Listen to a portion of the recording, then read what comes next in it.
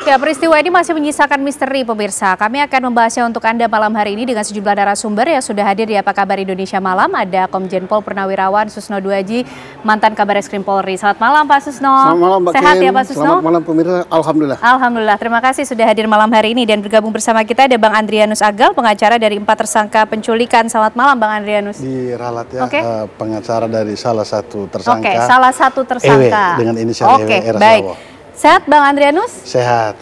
Terima kasih sudah hadir malam hari ini dan bergabung bersama kita juga ada Mas Luki Nur Hadianto, kriminolog dari Universitas Budi Luhur. Selamat malam Mas Luki. Malam. Sehat juga ya Mas ya? Sehat. Oke, Bang Andrianus, ini menjadi pengacara salah satu tersangka ya, di betul. klaster penculikan itu. Klaster penculikan atau penjemputan paksa. Oke, apa saja kemudian informasi yang disampaikan dari klien Bang Andrianus? Ini 15 orang yang ditangkap di Treskrimum. Perannya apa saja diketahui tidak oleh klien Bang Andrianus? Oke, baik. Saya coba menjelaskan apa yang saya dengar dari tersangka EW, bahwa pada saat tanggal 19 Agustus mereka bertemu dengan yang berinisial F untuk pekerjaan penjemputan paksa itu. Oke. Nah, pada saat tanggal 20, mereka EW mengajak beberapa teman-temannya untuk menjemput paksa korban di daerah Jakarta Timur. Setelah mereka berhasil menjemput paksa korban, baru konvoi mobil yang lain juga untuk mengikuti untuk diserahkan di landasan pacu Kemayoran. Jadi peran dari klaster penjemputan paksa atau penculikan ini sampai di situ. Oke. Nah, setelah mereka menyerahkan itu, besoknya tanggal 20 mereka bertemu lagi dengan temannya mereka yang memberi pekerjaan itu untuk memberikan upah.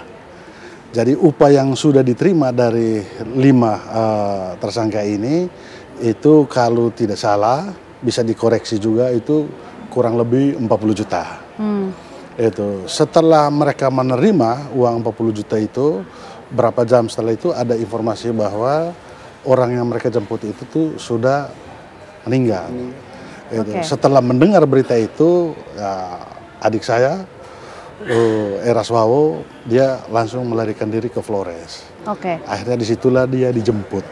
Pada saat dia dijemput baru mulai terbuka pelaku lain atau klaster lain, klaster eksekutor yang pada saat diserahkan di landasan pacu Kemayoran. Oke, Bang Andrianus, apakah kemudian klien Abang ini mengenal siapa F? Kemudian tadi sempat bertemu ya? Iya. Termasuk juga yang di klaster penjemputan itu, Bang. Mengenalkah siapakah itu?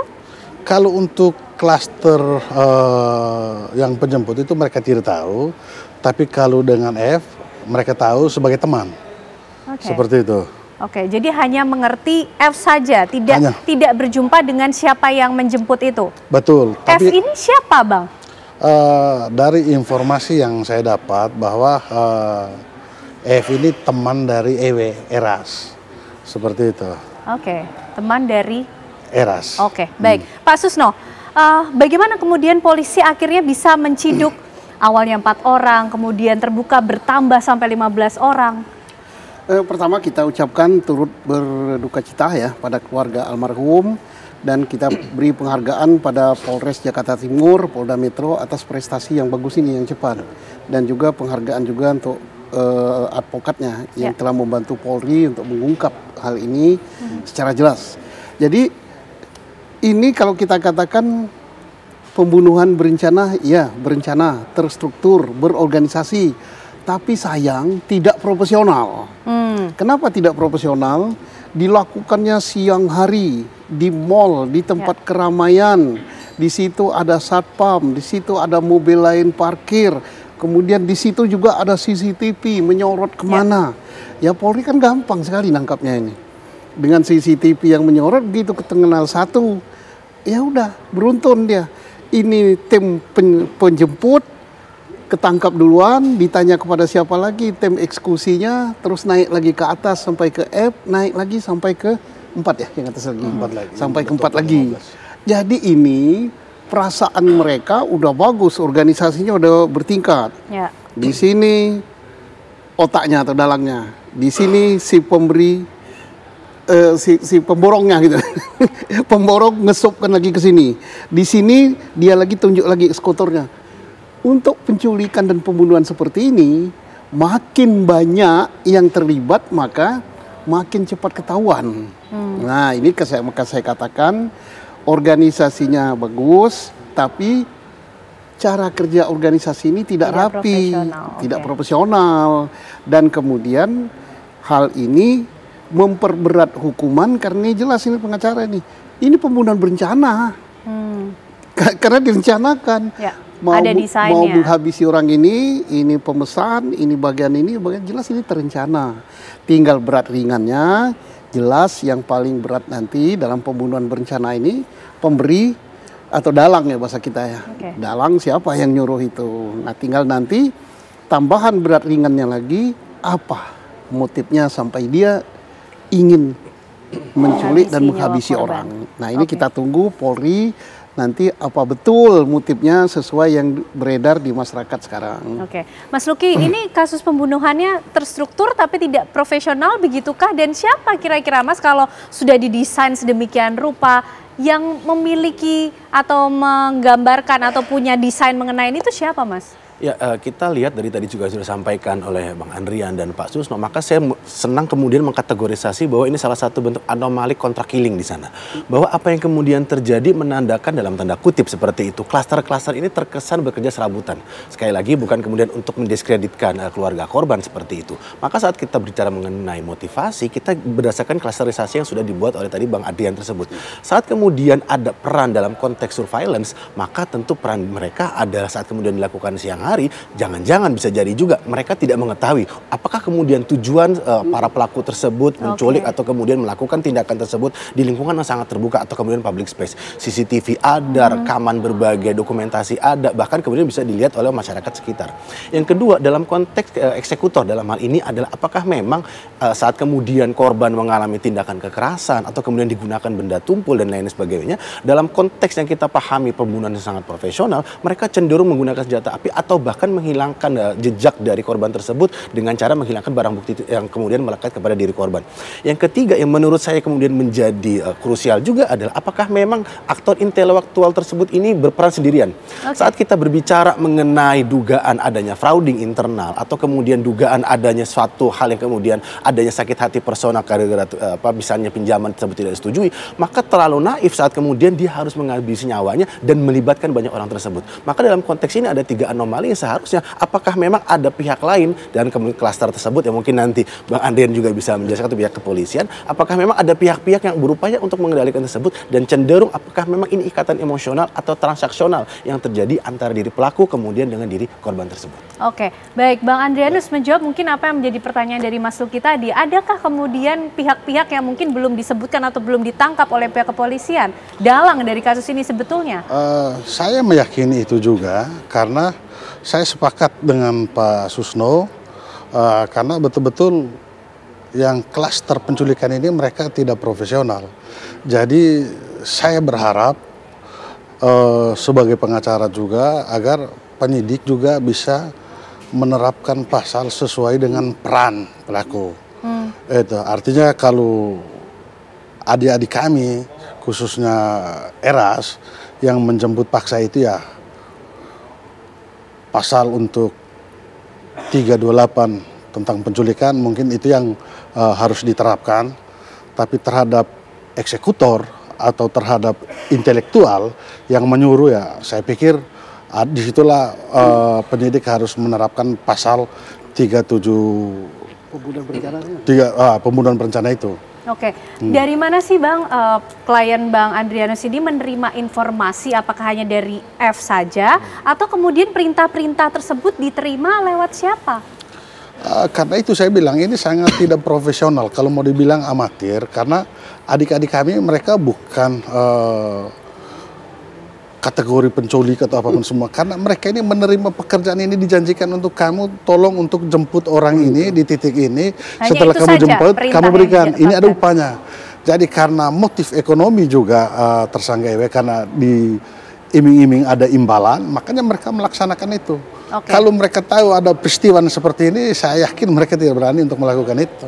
Motif Jadi mereka ekonomi, bisa dibilang juga yang klaster penculikan ini mereka ini victim, korban juga. motif Korban dari ekonomi intelektual yang atas. kemudian membuat para pelaku di klaster penculikan ini melakukan tindakan tersebut. Tapi apa kemudian yang menjadi motif dari dalang sesungguhnya di kasus ini, pemirsa? Kami akan membahasnya lebih lanjut untuk Anda usai jeda.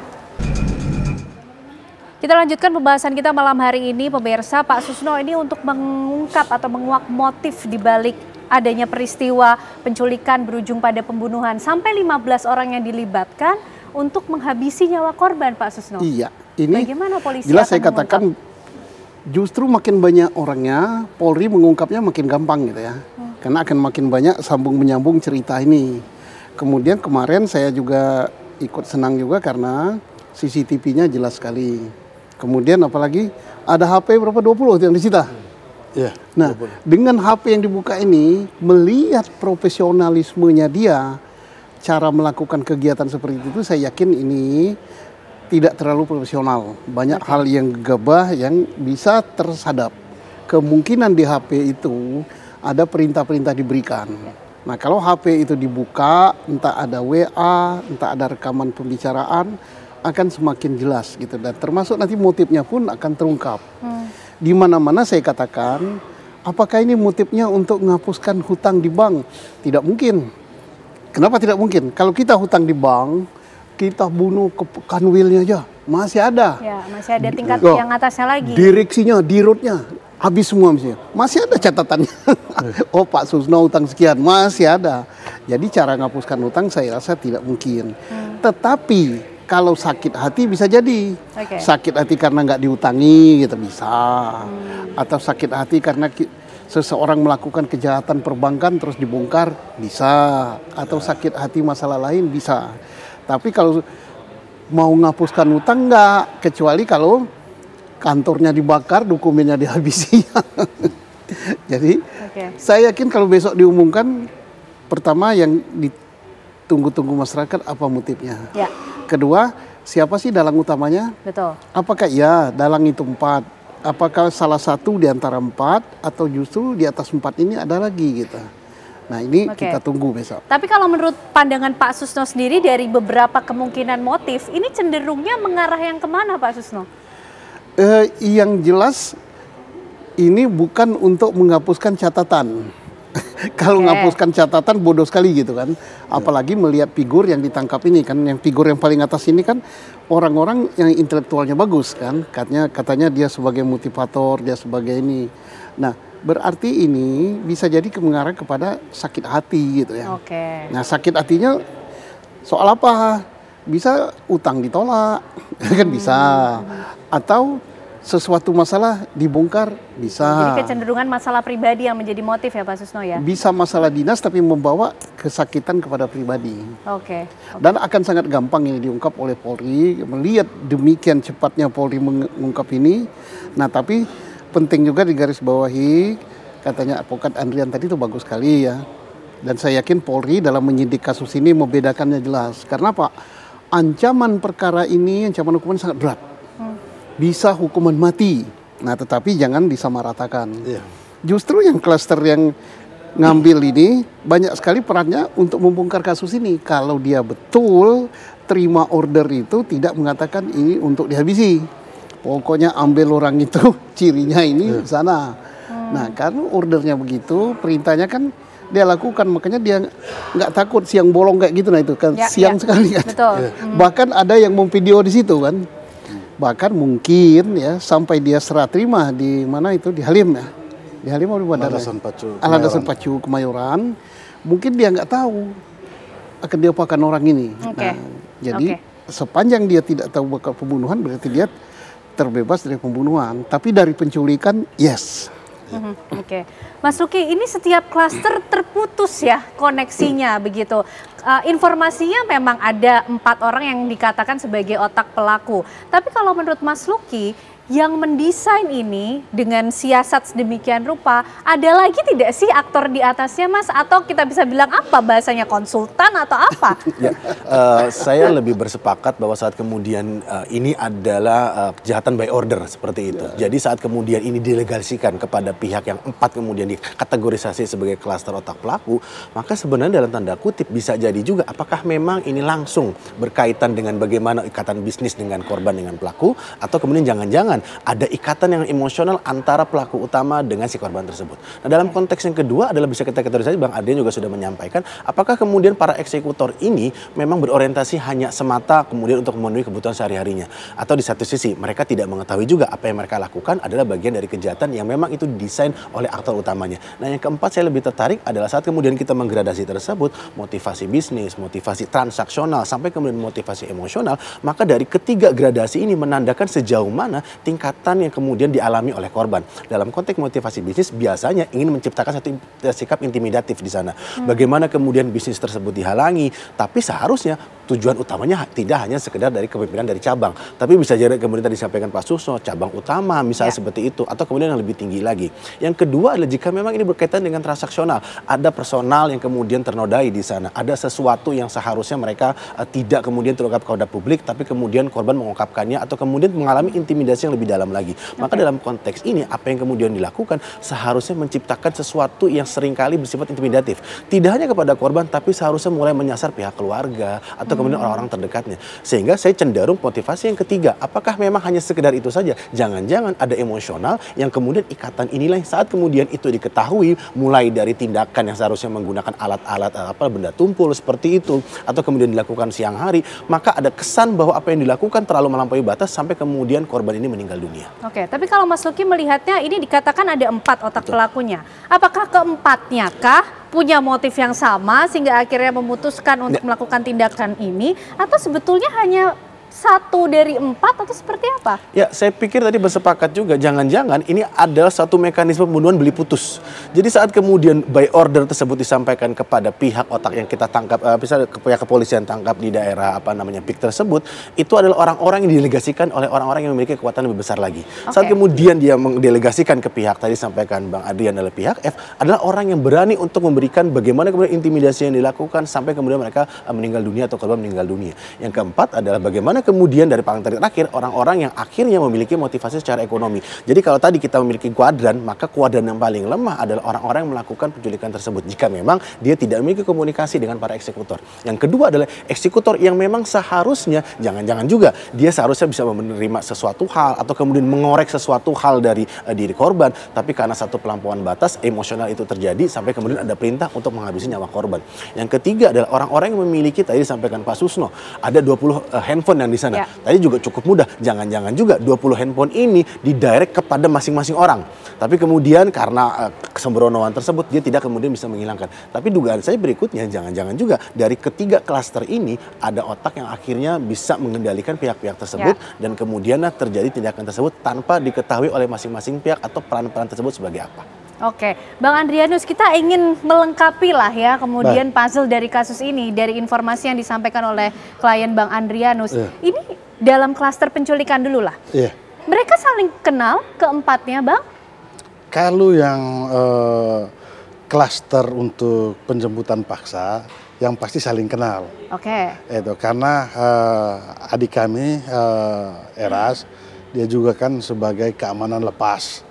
Itu. Terus karena motivasi ekonomi juga pada saat menerima pekerjaan ini, jadi mengajaklah kawan-kawan ini. Itu. Karena diiming-iming ada bayarannya lebih dari sebesar 40. Janjinya sebelumnya kan 50 juta, namun yang diterima 40 juta. Untuk 4 orang. Ya. Yang saya mau garis bawahi di sini, kalau khusus untuk kalangan menengah ke bawah, janji untuk mendapat 40 juta dengan penjemputan paksa seperti yang dilakukan teman-teman itu pekerjaan yang betul-betul karena menghasilkan uang, ya udah resiko apapun kami ambil. Tapi kembali lagi kalau macam pekerjaan terkait memang disuruh untuk membunuh, saya yakin 1000% Eras dan kawan-kawan tidak bakalan melakukan itu. Bang, berapa hari sih mendapatkan order pekerjaan ini? Di tanggal berapa dihubungi? Kalau dari peristiwa ini, nanti mungkin yang lebih bisa mendalami penyidik ya.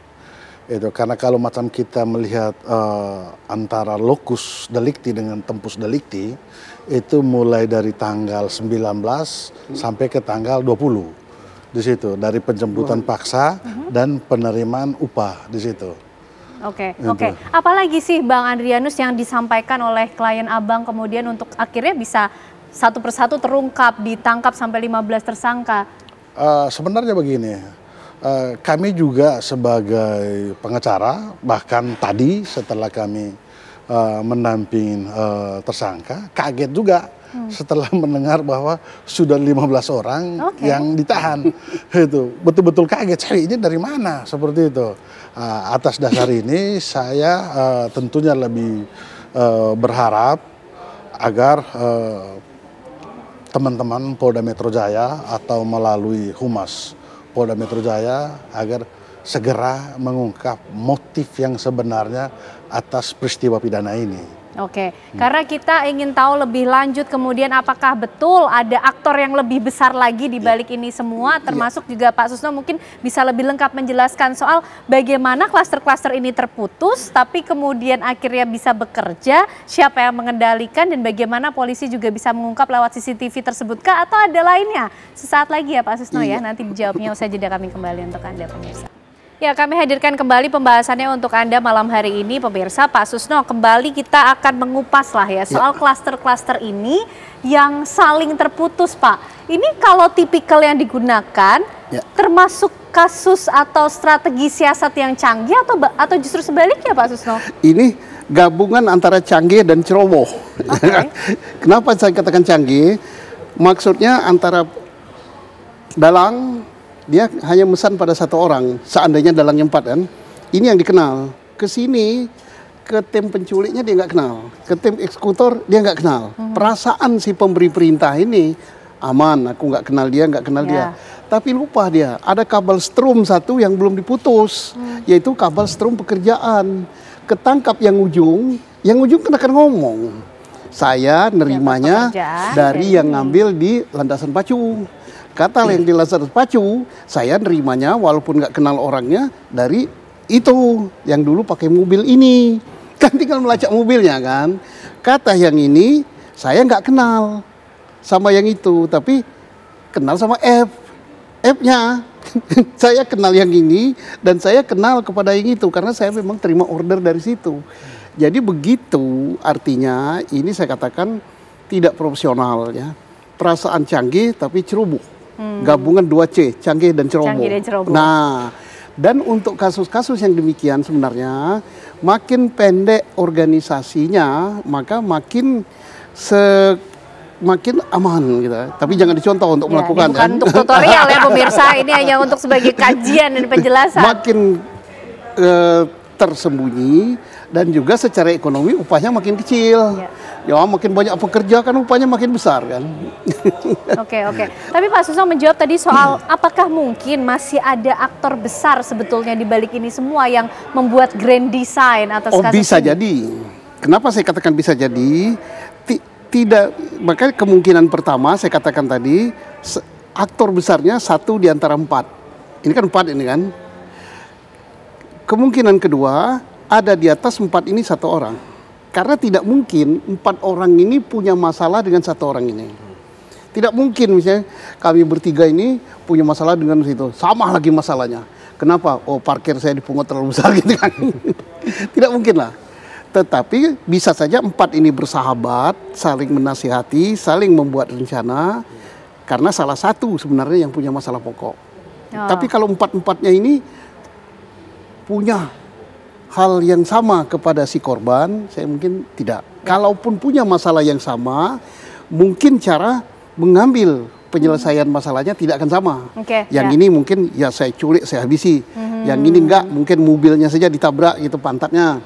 Yang ini mungkin entah apalah. Tapi bisa sama gitu. Ini bisa 4 ini dikomandoi oleh 1 orang, bisa ke 4-4-nya ini dikomandoi dari yang atas. 1 orang lagi. Ya. Oke, artinya masih ada potensi untuk bisa ditangkapnya atau tambahan pelaku lain dalam kasus ini ya Pak Susno? Iya bisa, tapi apapun juga dari yang mengambil paksa ini kan sumber terbuka utamanya. Ya, dia ini kan bagus juga memberikan informasi pada polisi untuk buka kasus ini. Asal dia jujur aja saya kira termasuk hal-hal yang meringankan. Walaupun kelihatannya kalau orang lihat, oh dia sadis karena dia yang pertama. Tapi dari dialah informasi banyak terungkap ini. Oke. Bang Andrianus, klien Anda ini menjadi sumber terbuka kalau kata Pak Susno ya. Termasuk ketika melakukan porsinya atau perannya tadi, by orders tadi untuk menjemput itu, cuman bertemu dengan F saja ya? Tidak mengenal betul-betul si klaster berikutnya ini? Betul, betul sekali seperti itu. Maka karena tersangka EW hanya mengetahui si F, atas dasar itu juga saya dengan beberapa tim lawyer akan berkonsultasi dengan lembaga perlindungan saksi agar adik kami Eras untuk bisa mengajukan GC, Justice Collaborator. Seperti itu. Karena hanya dengan upaya seperti itu yang bisa membantu kami untuk meringankan ancaman ataupun hukuman seperti itu. Dan F ini sudah termasuk dalam 15 yang tertangkap atau seperti apa Bang Andrianus? Saya belum bisa menjawab untuk itu, karena ini kan masih proses penyelidikan. Jadi kami masih menunggu apakah besok Polda Metro Jaya akan mengekspos untuk mengungkap sudah sampai di mana proses penyelidikan tindak pidana ini dari beberapa klaster ini. Jadi kami berharap dalam waktu yang dekat agar Polda udah segera mengungkap untuk mengekspos, karena tentunya biar kami sebagai pengacara agar bisa mengatur langkah berikutnya bagaimana untuk membela kepentingan klien kami, karena proses penahanan di kepolisian ini kan 20 hari, nanti diperpanjang 40 hari.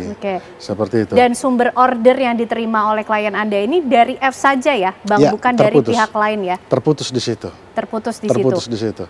Oke, Mas Luki, ini gimana kemudian nanti polisi kira-kira akan bergerak kemana lagi Mas untuk mengungkap ini? Ya, tadi juga sudah disampaikan ya bahwa kejahatan ini sebagai kejahatan terstruktur. Maka cirinya dua. Yang pertama bersifat hierarkis, yang kedua memiliki peran-peran masing-masing pihak. Maka cara untuk kemudian mengejarnya juga dua aspek. Apakah kemudian follow the money, tadi disampaikan oleh Bang Adrianus. Bagaimana kemudian aliran dana itu terputus saja di F, atau F kemudian mendapatkan sesuatu dari yang lain, atau jangan-jangan juga empat pihak ini juga mendapatkan dana dari pihak lain dan kemudian mereka delegasikan. Yang kedua adalah yang paling sederhana adalah follow the line. Follow the line karena ini dilakukan secara terputus dan komunikasi itu sangat mudah kemudian untuk dilakukan penyadapan, maka apa yang kemudian dimiliki oleh para aktor-aktor tersebut itu seharusnya saling terhubung. Meskipun mereka terputus, tapi paling tidak putus yang kemudian klaster A kemudian ke klaster B itu memiliki keterhubungan. Kemudian B kemudian ke C itu memiliki keterhubungan. Bahkan C kemudian ke D itu memiliki keterhubungan. Sehingga jangan-jangan juga keempat klaster inilah yang kemudian terangkai dan menjadikan bagaimana kemudian relasi tersebut atau kemudian tindakan tersebut memiliki satu benang merah, apakah memang unsur dari emosional, transaksional, atau sekedar dari bisnis semata.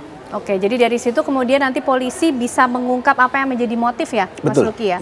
Oke, Pak Susno, apalagi kemudian bukti-bukti yang biasa digunakan oleh pihak kepolisian untuk mengungkap kasus-kasus seperti ini, Pak? CCTV jelas lah ya, CCTV jelas, HP jelas. Kemudian tadi follow the money, kalau mungkin duit dari pemberi order pertama ditransfer kepada F atau kepada siapa. Nah kalau kepada yang 4 orang ini cash money kan, ya tidak. Tapi kepada yang paling tidak kepada F dia mungkin transfer karena duitnya besar kan, ke sini dia masih nyalurkan ke sana. Atau kalau yang 4 ini bukan tersangka utama gitu, masih ada otaknya lagi, mungkin dari sini transaksi yang diberikan itu. Nah dengan demikian itu bisa terlacak semua, apalagi dengan HP-nya yang sudah terungkap. Di HP itu saya yakin ada pembicaraan-pembicaraan dari pemberi order pertama kepada 4 orang ini. Kalau memang ada, kalau ada satu lagi kepada 4 orang ini, dari 4 orang ini kepada si F, dari F juga kepada siapa? Karena F kan kenal salah satu di antara 4 ini. Kemudian mungkin juga dia mengenal juga pada tim penjemput, karena tim penjemput ada yang merintah ini. Jemput di landasan pacu, nanti kamu bawa ke sana, di sana sudah ada yang terima. F ini peranannya besar sekali. Dia kenal yang ini, kenal si penjemput, dan kenal juga eksekutor. Dan kenal juga dia kepada yang 4 ini, karena money-nya tuh dari sini. Jadi kalau dari segi komunikasi, maka F memegang peranan komunikasi ke sini, komunikasi kepada penjemput, komunikasi kepada penerima di landasan pacu, pasti dia yang atur. Dari situ juga dia kepada tim eksekutornya. Oke, Bang Andrianus, klien Anda berarti yang diminta untuk mencari rekan lain ya dalam klaster penculikan ini ya, Bang Andrianus ya? Ya betul. Oke. Jadi itu order yang diterima dari F hanya untuk melakukan penculikan itu saja. Dan setelah itu tidak ada informasi lain terkait dengan apa kasus ini, kemudian siapa yang memberikan perintah. Mereka tidak sampai situ dan tidak punya kemampuan untuk itu. Karena mereka ini hanya pekerja lepas biasa. Kalau kita berbicara sindikat mungkin. Tapi kalau adik-adik kita yang dari timur tidak seperti itu mereka. Mereka bukan profesional yang seperti itu. Bahkan mereka setelah melihat rangkaian peristiwa ini, mereka juga bisa kategori victim. Seperti itu. Bang, tapi mengenal F kan, klien Bang Andrianus? Mengenal. Ini orang yang memiliki power cukup kuatkah? Saya rasa juga tidak ya. Saya rasa juga tidak, hanya kan kalau kita berbicara untuk kenal, ya pasti namanya percaya. Itu pada saat sudah kenal, saya bilang kamu mau nggak ada kerjaan seperti ini? Jadi kadang karena tidak ada kegiatan, tidak ada kerjaan, pada saat ada penawaran pekerjaan yang sifatnya memaksa seperti itu, karena tekanan ekonomi ya terpaksa menerima pekerjaan seperti itu. Tapi bukan untuk melakukan tindak pidana. Seperti itu. Nah makanya sekarang semua ini kan pada menyesal semua sekarang. Itu bahkan secara terbuka Eras memohon maaf, sudah menyesal semua dia punya perbuatan. Bahkan yang paling terpukul sekarang adalah orang tuanya. Itu sampai mamanya sakit, bapaknya sakit. Karena pemberitaan awal itu kan sepertinya mendesain bahwa anaknya mereka ini ternyata pembunuh. Padahal bukan. Artinya setelah polisi bergerak cepat, akhirnya mengungkaplah siapa pelaku lain apapun semua. Jadi kami mengapresiasi. Tapi sampai sekarang orang tua dari tersangka Eras ini betul-betul shock dan ibunya masih sakit. Baik. Betul. Mas Luki, ini teka-teki ya, kita masih belum tahu apakah F termasuk dari 15 yang sudah ditangkap oleh kepolisian atau tidak. Tapi kalau melihat kemudian dia menjadi penghubung antar klaster, mungkinkah juga dia yang menjadi otak Mas dari ini? Atau kemudian ada di klaster mana yang mungkin menjadi otak? Ya tentu maka kita harus bisa lihat bagaimana kemudian peran F ini sebagai fasilitator saat kemudian dia berperan tidak hanya kemudian kepada pimpinan yang di atasnya atau pemberi order tersebut, sampai kemudian kepada pihak-pihak yang ada di bawahnya. Maka saat kemudian kita berbicara mengenai hal ini, sejauh mana follow the line tersebut bisa menyambung-nyambung peran masing-masing pihak. Jadi follow the line tidak hanya kemudian ditafsirkan jaringan tersebut, tapi sejauh mana komunikasi tersebut berada. Yang kedua adalah sejauh mana pula interaksi dari konteks apakah kemudian inner circle atau kemudian dalam konteks keluarga atau kan dalam konteks bisnis yang diketahui oleh F saat kemudian ini menjadikan diri korban itu sebagai target dari sasarannya. Yang keempat yang bisa kita lihat adalah bagaimana kemudian diri korban itu seharusnya bisa mengalami intimidasi pertama. Jadi saat kemudian diciptakanlah unsur fear of crime, seharusnya mungkin ya dari konteks tadi juga sampaikan Bang Andrian, ini hanya memberikan dalam tanda kutip gitu takut-takut tertentu atau kemudian ada unsur tertentu sehingga korban itu diculik. Yang kedua, saat kemudian dilakukan tindak kekerasan, apakah memang ini terkategorisasi sebagai tindakan kekerasan yang kebablasan seperti itu, atau jangan-jangan saya menduga ada sesuatu yang ingin ditutupi atau kemudian diketahui oleh korban dan saat kemudian ini diketahui oleh F memberikan sikap emosional gitu kepada pemberi order sampai kemudian ada perintah untuk segera menghabisi nyawa korban. Atau yang ketiga dalam konteks ini juga bisa kita lihat jika memang ini terkategorisasi sebagai pembunuhan dalam konteks bisnis, tentu akan tidak hanya berhenti sampai titik di mana korban kemudian menjadi target dari tindakan tersebut. Tapi ada pimpinan-pimpinan lain seharusnya berperan dalam konteks ini, tapi kemudian menurut saya ada emosional yang berada pada tindakan yang dilakukan kepada diri korban itu cenderung terkategori gitu ya, bahwa memang ini dilakukan secara bagaimana ambisiusnya, terus kemudian ikatan emosional ini menandakan bahwa terjadi ikatan antara diri pelaku utama dengan diri korban. Baik Pak Susno, mungkin menutup singkat. Nanti polisi bagaimana kemudian akan menakar setiap tanggung jawab dari peran 15 orang yang sudah ditangkap ini Pak? Apakah kita akan melihat betul-betul dalangnya ternyata dari 15 orang yang sudah ditangkap atau justru ada plus lain di luar 15? Saya yakin pertama kalau seadanya berhenti di 4 ini satu mungkin yang paling berat. Pencetus ide ya. Tetapi yang 3 di antara 4 ini dia tidak begitu jauh dengan sini perannya. Nah, kembali kepada berikut, yang berat berikut adalah F. Dia termasuk bagian dari pembunuhan yang direncanakan, penculikan dan pembunuhan direncanakan. Nah, yang paling ujung juga berat karena dia melakukan peristiwa pembunuhan. Ya. Walaupun posisinya di ujung, dialah ya ngabisi nyawa ini. Tetap lebih berat, tetapi dia bukan otak dari ini. Nah, yang paling ringan walaupun kelihatannya paling seru, yang apa namanya, yang ambil orang ini. Kalau dia hanya tahu dapat order ambil orang itu, kamu dapat duit sekian. Tapi asalkan dia tidak tahu ambil orang itu nanti akan dibunuh, tapi yang bunuhnya bukan kamu, itu urusan orang lain. Berarti dia tahu bahwa ini untuk pembunuhan. Tapi kalau dia nggak tahu, ya namanya orang perlu duit, dikasih jemput orang, paling-paling nanti saya ditangkap polisi, dihukum sekian hari gitu kan. Tapi dapatnya sekian juta. Dia tahu bahwa itu pidana, maksa orang itu pidana, tapi bukan culik, mungkin mengambil paksa dan sebagainya. Nah, jadi yang paling berat satu di antara 4, baru F, baru yang ngabisi nyawa, baru yang ini. Dan ini nanti bisa saja dia minta DC ke apa namanya, LPSK ya. Tapi tergantung LPSK menerima apa tidak. Oke, baik, tentu kita masih tunggu bagaimana polisi bekerja dan menguak apa sebetulnya yang menjadi motif dibalik motif dari ini semua. Motif dari ini semua ini yang menjadi misteri terbesar sebetulnya ya Pak ya. Terima kasih Bapak-bapak semuanya, Pak Susno, Bang Adrianus, Mas Luki. Terima kasih atas diskusi yang luar biasa malam hari ini. Sehat selalu semuanya.